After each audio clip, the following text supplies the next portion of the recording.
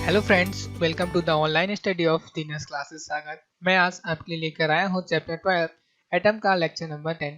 Friends, हमने Sunday की class में एक टेस्ट लिया था जो किसी कारण से हैंग हो गया था, क्योंकि मेंटीमीटर एक काफ़ी बड़ी वेबसाइट है और उस वेबसाइट पर संडे के दिन काफ़ी ज़्यादा ट्रैफिक रहता है, तो इसी कारण से जो हमारा टेस्ट था वो हैंग हो गया था। देखिए फ्रेंड्स, जब कोई भी टेस्ट होता है आपका, जब लाइव टेस्ट होता है हमारे माध्यम से मेंटीमीटर के थ्रू, तो उसमें क्या होता है कि आपके सामने मान लीजिए पहला क्वेश्चन आया, आपने उसके ऑप्शंस को चूज किया और अगले क्वेश्चन की ओर आगे बढ़ गए तो आप उस क्वेश्चन को काफी डीप तरीके से नहीं समझ पाते हैं। तो इस कारण से उस टेस्ट में हमने जितने भी क्वेश्चंस को शामिल किया था उन सारे क्वेश्चंस को मैं आज की क्लास में काफी डीप तरीके से समझाऊंगा आपके लिए। तो फ्रेंड्स, चलिए शुरू करते हैं। फ्रेंड्स, हमने क्विज में पहले क्वेश्चन को शामिल किया था कि बोर का मॉडल किस वर्ष में आया था, तो अधिकांश स्टूडेंट ने इसका आंसर सही ही दिया था। नील्स बोर का परमाणु मॉडल सन 1913 में आया था। हमारा अगला क्वेश्चन था कि प्लांक नियतांक का मान क्या होता है। देखिए फ्रेंड्स, क्लास 12th की हर एक स्टूडेंट को एच मतलब प्लांक कांस्टेंट का मान याद होना काफ़ी ज़रूरी होता है।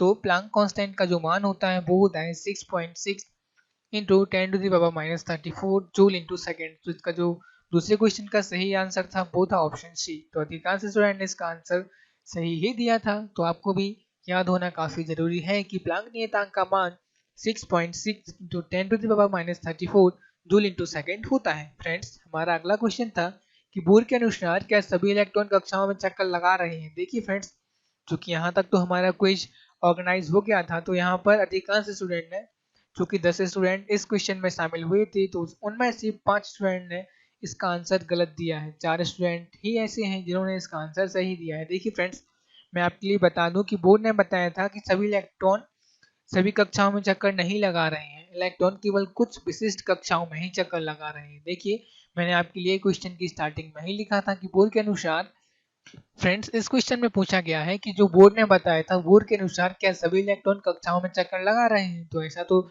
आवश्यक नहीं है। बोर्ड ने ये कहा था कि सभी इलेक्ट्रॉन विशिष्ट कक्षाओं में ही चक्कर लगा रहे हैं। तो फ्रेंड्स, इस क्वेश्चन का जो सही आंसर था वो था ऑप्शन बी। तो हमारे 10 स्टूडेंट्स में से केवल 4 स्टूडेंट्स ने ही इसका सही आंसर दिया था। तो फ्रेंड्स, वैसे ये क्वेश्चन मैंने ही बनाया था, तो ऐसी क्वेश्चंस की बोर्ड एग्जाम में आने की काफ़ी कम संभावनाएं हैं। लेकिन आपके कॉन्सेप्ट्स जो मैं आपकी क्वेश्चंस लेता हूँ आपके टेस्ट में, आपके लाइव क्विज में, मैं जिन भी क्वेश्चंस को रखता हूँ वो सब एज आई कॉन्सेप्ट बेस्ड होते हैं कि आपने आखिर उस कॉन्सेप्ट को कितनी डीप तरीके से समझा है, आप उस कॉन्सेप्ट के कितने पॉइंट से वाकिफ हैं।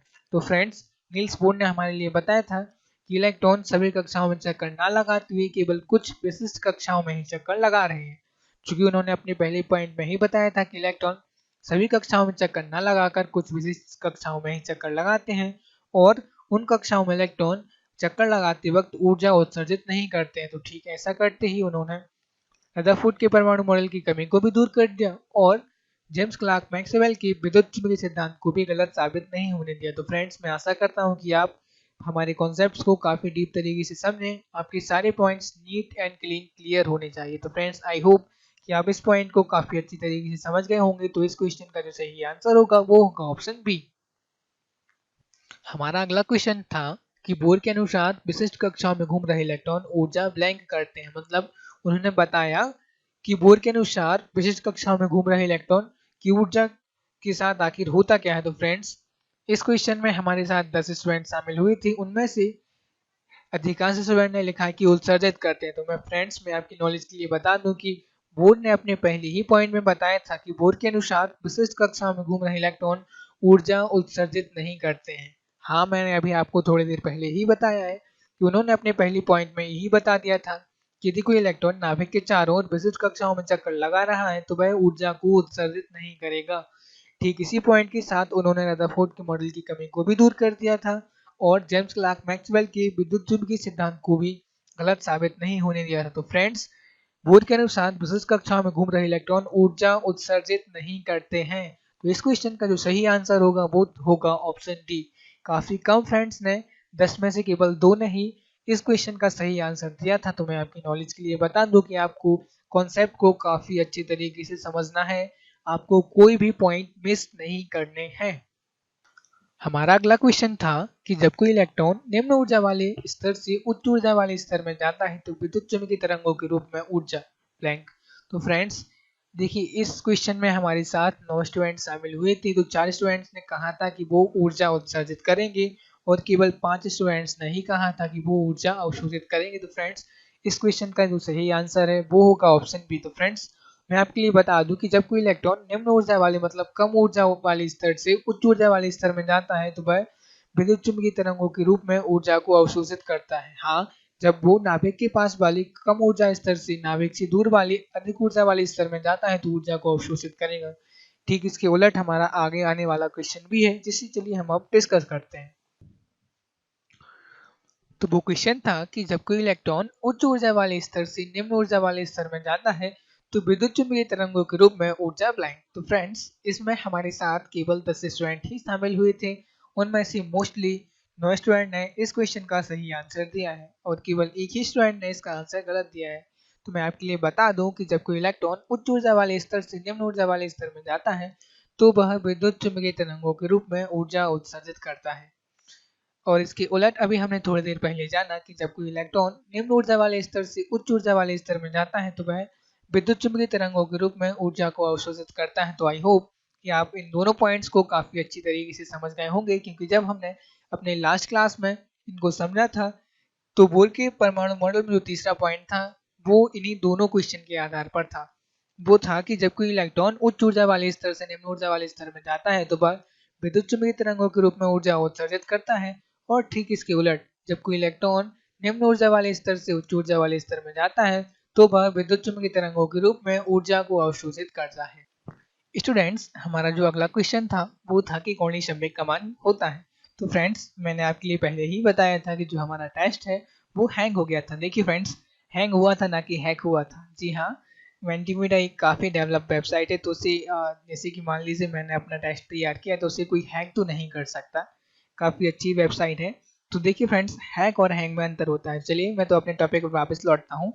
हमारा टेस्ट हैक नहीं हैंग हुआ था। तो फ्रेंड्स जो हमारा क्वेश्चन था वो सब बोर के मॉडल से ही लिए गए थे। तो उन्होंने पूछा कि कोणीय संवेग का मान होता है, जो कि यहाँ पर ऑप्शंस सही शो नहीं कर रहे हैं क्योंकि टेस्ट हमारा हैंग हो गया था।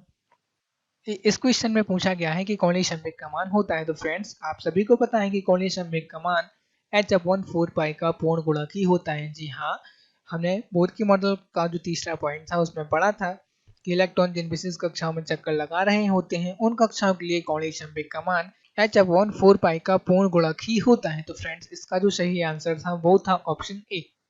चलिए आगे बढ़ते हैं। हमारा अगला क्वेश्चन था कि क्वांटम संख्याएं क्या कहलाती हैं। तो फ्रेंड्स मैंने आपके लिए, वैसे ये क्लास 11 का टॉपिक है लेकिन जब मैं आपके लिए बोर के मॉडल में इनके लिए समझा रहा था तो मैंने आपके लिए एक छोटा सा क्विक समराइज कर दिया था। तो क्वांटम नंबर्स किसी परमाणु में इलेक्ट्रॉन की वास्तविक स्थिति को दर्शाते हैं। तो इस क्वेश्चन का जो सही आंसर था वो था ऑप्शन बी। यहीं से हमारा टेस्ट हैंग होना स्टार्ट शुरू हो गया था। हमारा अगला क्वेश्चन था कि एन कक्षा से एम कक्षा तक जाने में इलेक्ट्रॉन की ऊर्जा उत्सर्जित होती है तो क्या सही है। देखिए फ्रेंड्स यही वो क्वेश्चन है जिस कारण से मैंने आपके लिए इस लाइव क्विज को ऑर्गेनाइज किया था। तो चलिए फ्रेंड्स अब हम इस क्वेश्चन को एक छोटे से प्रेजेंटेशन से समझने की कोशिश करते हैं। स्टूडेंट्स उस क्विज में हमारा अगला क्वेश्चन था कि एन कक्षा से एम कक्षा तक जाने में इलेक्ट्रॉन की ऊर्जा उत्सर्जित होती है तो क्या सही है। आपके ऑप्शंस थे कि एम कक्षा एन कक्षा की तुलना में छोटी है, या फिर एन कक्षा एम कक्षा की तुलना में बड़ी है। ऑप्शन सी था कि दोनों सही है और ऑप्शन डी था कि इनमें से कोई नहीं। तो चलिए हम समझने की कोशिश करते हैं। मान लीजिए ए किसी परमाणु का एक नाभिक हो गया, ये उसकी एम बी कक्षा है और ये उसकी एन बी कक्षा है। तो उन्होंने क्वेश्चन में हमसे क्या कहा है, चलिए तो हम क्वेश्चन को सबसे पहले समझने की कोशिश करते हैं। उन्होंने कहा है कि एन कक्षा से एम कक्षा तक जाने में इलेक्ट्रॉन की ऊर्जा उत्सर्जित होती है। फ्रेंड्स हमने बोर के परमाणु मॉडल के तीसरे पॉइंट में समझा था कि किसी इलेक्ट्रॉन की ऊर्जा तभी उत्सर्जित होगी जब वह उच्च ऊर्जा से निम्न ऊर्जा स्तर में ही आए। हाँ, जब कोई इलेक्ट्रॉन उच्च ऊर्जा वाले स्तर से निम्न ऊर्जा वाले स्तर में आता है तभी उसकी ऊर्जा उत्सर्जित होती है। तो यहाँ पर एक बात तो क्लियर है कि एनबी कक्षा बड़ी होगी और एमबी कक्षा छोटी होगी। मैं आशा करता हूँ कि आप इस पॉइंट को समझ गए होंगे कि आखिर कैसे एमबी कक्षा छोटी है एनबी कक्षा की तुलना में। तो उन्होंने कहा था कि एन कक्षा से एम कक्षा तक जाने में इलेक्ट्रॉन की ऊर्जा उत्सर्जित होती है। तो क्या सही है। ऑप्शन ए था कि एम कक्षा एन कक्षा की तुलना में छोटी है।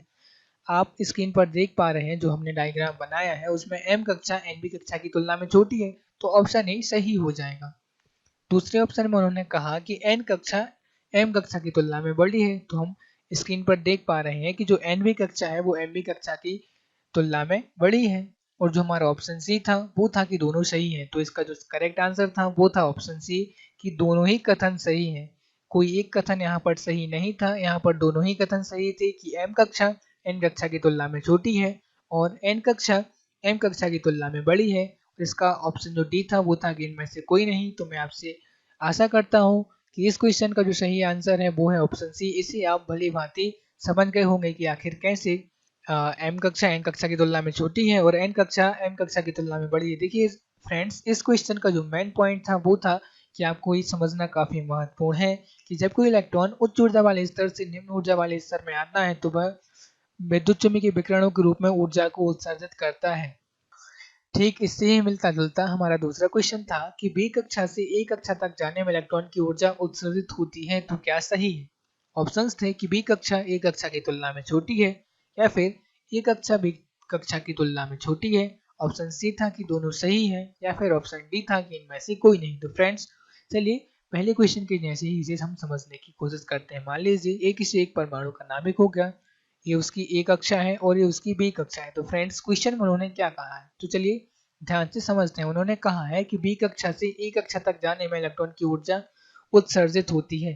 तो हमने तो पहले ही जान चुके हैं कि इलेक्ट्रॉन की ऊर्जा उत्सर्जित तभी होती है जब वह बड़ी ऊर्जा वाले स्तर से छोटे ऊर्जा वाले स्तर में आता है। तो इस पॉइंट से हम ये तो समझ गए कि जो बी वाली कक्षा है वो ए वाली कक्षा की तुलना में बड़ी होगी, जैसा कि इस वक्त आप स्क्रीन पर देख पा रहे हैं। तो चलिए हम सारे ऑप्शंस को टू द पॉइंट समझते हैं। तो पहले ऑप्शन में उन्होंने कहा कि बी कक्षा ए कक्षा की तुलना में छोटी है।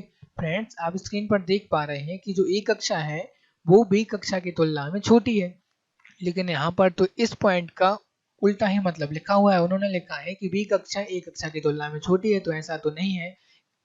यहाँ पर बी कक्षा ए कक्षा की तुलना में बड़ी है, तो पहला ऑप्शन गलत हो जाएगा। उन्होंने दूसरे ऑप्शन में कहा है कि ए कक्षा बी कक्षा की तुलना में छोटी है। तो फ्रेंड्स आप स्क्रीन पर देख पा रहे हैं कि जो हमारी ए बी कक्षा है वो बी बी कक्षा की तुलना में छोटी है। तो मैं आशा करता हूँ कि आप इस पॉइंट को भली भांति समझ गए होंगे कि इस क्वेश्चन का जो सही आंसर था वो था ऑप्शन बी। आई होप आप सारे क्वेश्चंस को काफी डीप तरीके से समझ गए होंगे और जो हमने लास्ट में 9वें और 10वें क्वेश्चन किए हैं वो आपके ज्ञान की संपूर्ण जांच करते हैं। जी हाँ फ्रेंड्स, यहाँ पर मेन मोटिव तो यही रहता है कि बोर के परमाणु मॉडल में जो उन्होंने तीसरा पॉइंट बताया था उसी पॉइंट से हम समझे कि आखिर कौन सी कक्षा बड़ी होगी और कौन सी कक्षा छोटी होगी। तो आई होप कि आप इन क्वेश्चंस को काफी अच्छी तरीके से समझ गए होंगे। यदि आप इन क्वेश्चंस को समझ गए हैं तो जल्दी से कमेंट बॉक्स में जाइए और यस टाइप कर दीजिए।